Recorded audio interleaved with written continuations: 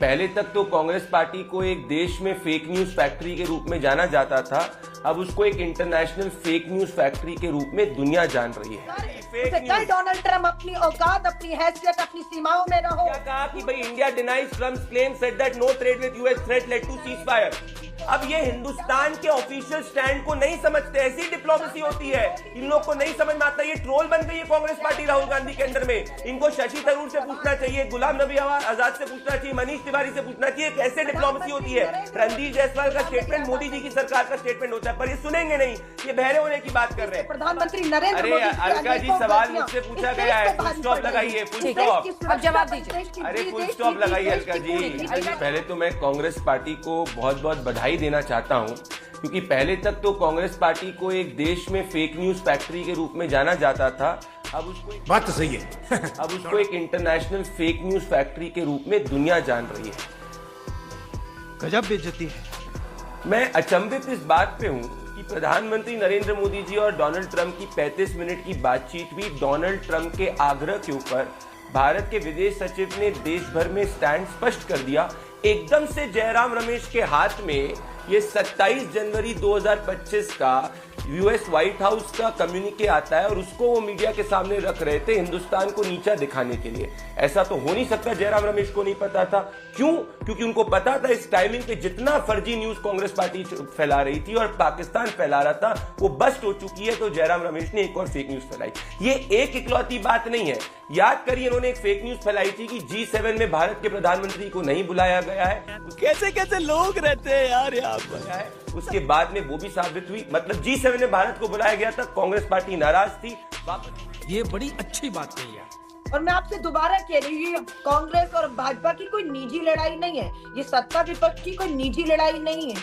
ये देश के साथ जो खिलवाड़ हो रहा है उसको लेकर लोकतंत्र में सवाल पूछे जाना वाजिब है। अच्छा आपने कहा फेक न्यूज, हम तो चाहते हैं सर, चलिए क्या बात कर रहे हैं? सर चलिए बैठक बुला लीजिए और सच बता दीजिए। हम तो चाहते हैं कि लोकसभा के दोनों सदनों का सत्र बुला लीजिए प्रधानमंत्री जी और सच बता दीजिए। ये फेक न्यूज आती कहाँ से है? ये फेक न्यूज यही से तो आती है। कोई ना कोई चैनल चला रहा है, कोई ना कोई हैंडल चला रहा है। इवन डोनाल्ड ट्रम्प बार बार चीख कर 11 बार कह चुके हैं उन्होंने करवाया, उन्होंने सीज फायर कराया। प्रधानमंत्री अरे कहना क्या चाहते हो? अमेरिका के दबाव में सीज फायर नहीं हुआ। हमने पाकिस्तान के आग्रह पर, पाकिस्तान के निवेदन को उन पे विश्वास करके हमने स्वीकार लिया, बिना शर्तों के या शर्तों से स्वीकार कर लिया। बात ये कि प्रधानमंत्री मौन बैठे हुए और आज पाकिस्तान के आर्मी चीफ को बुलाया नहीं बुलाया। सच तो ये है, अंजना जी बताइए ना कि पाकिस्तान का आर्मी का चीफ इस समय 1 बजे का लंच जो है, जो आधिकारिक रूप से अब आ चुका है, इनसे इनकार नहीं करेंगे, राष्ट्रपति डोनाल्ड ट्रंप के साथ लंच करने वाले हैं, है ना। 11 साल स्पेसिफिक जवाब एक प्रेस कॉन्फ्रेंस कर लेते इस नाजुक दौर में, एक प्रेस कॉन्फ्रेंस कर लेते, है ना। हमारी गलतियों को मैं जयराम रमेश जी से जो गलती हुई उसे उन्होंने गलती का स्वीकार किया। क्या बात कर रहे हैं बाबा? वापिस लिया कि डोनाल्ड ट्रंप की गलती। प्रधानमंत्री मोदी जी का 2015 में पाकिस्तान बिल बुलाए नवाज शरीफ की बेटी की शादी में जाके बिरयानी खाना। मैं जवाब देना चाहता हूँ। जांच कराना, बड़ी विचित्र बात है। जवाब सुन गलती से प्रधानमंत्री नरेंद्र मोदी। अलका जी, सवाल मुझसे पूछा गया है, फुल स्टॉप लगाइए, फुल स्टॉप। अरे कौन भौंक रहा है ये बदतमीज? अरे फुल स्टॉप लगाइए अलका जी। अलका जी आपकी बात का जवाब दे रहे हैं आप। चलो भाई देखो अपने क्या करते। पहले तो देखिए अंजना जी, इन्होंने कहा ये फेक न्यूज कौन फैलाता है? ये फैलाता भी कांग्रेस पार्टी है। क्या अंजना जी, आपके शो पे अलका लांबा ने स्वीकारा कि जानबूझकर कांग्रेस पार्टी ने फेक न्यूज इसीलिए फैलाई क्योंकि वो चाहती थी कि फेक न्यूज फैलाने से स्पेशल सेशन हो जाएगा? मतलब कांग्रेस पार्टी जान रही थी कि वो गलत खबर फैला रही है और फिर भी जाके ये कर रही थी जिससे स्पेशल सेशन होगा। ये तो ट्रीजन की बात होगी। Point number 1। पॉइंट नंबर 2, अगर इनके लॉजिक को मैं आगे अप्लाई करूं और ये एक सेकंड अलका जी मैं जवाब ले लूंगी, बीच में आप बोलेंगी तो आवाज नहीं आएगी। अगर अंजना जी कह रही है कि पूरा कीजिए प्रदीप जी, पूरा कीजिए। अंजना जी, अब इन्होंने बोला कि सब मौन है। ये देखिए 13 मई 2025 को MEA के स्पोक्सपर्सन है रणधीर जायसवाल, उन्होंने क्या कहा कि भाई India denies Trump's claim said that no trade with US threat led to ceasefire.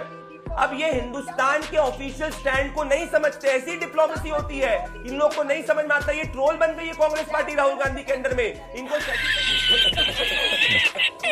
Tharoor से पूछना चाहिए, गुलाम नबी आजाद से पूछना चाहिए, मनीष तिवारी से पूछना चाहिए, कैसे डिप्लोमेसी होती है। रणधीर जायसवाल का स्टेटमेंट मोदी जी की सरकार का स्टेटमेंट होता है, पर ये सुनेंगे नहीं, ये बहरे होने की बात कर रहे हैं। अब आसिम मुनीर पे आते हैं। अगर आसिम मुनीर के lunch United states of America के प्रेसिडेंट का खाना फेलियर ऑफ डिप्लोमेसी है, तो ये देखिए 2009 में यूएस प्रेसिडेंट बराक ओबामा ने पाकिस्तान के जरदारी के साथ में लंच किया।